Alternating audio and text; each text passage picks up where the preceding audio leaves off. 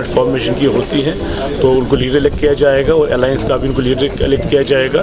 Then ultimately leader of the house select करके उनको LG साहब के पास जाना है क्लेम करने, गवर्नमेंट फॉर्मेशन क्लेम करने के लिए, और होपफुली ये प्रोसेस 2 दिन में कंप्लीट हो जाएगा। सलमान साहब, कितना मुश्किल होगा क्योंकि पावर्स उतने असेंबली के पास नहीं है, CM के पास पावर्स नहीं, कितना मुश्किल होगा गवर्नमेंट चलाना? पावर्स का मैं अभी नहीं कह सकता, LG साहब के जो पावर्स बढ़ाए गए थे या जो भी, लेकिन हमारे पास स्ट्रेंथ है, हमारे पास वोट है, हमारे पास पब्लिक का इतना ज़्यादा मैंडेट है, तो वो इन छोटी मोटी चीज़ों को बहुत पीछे छोड़ देता है।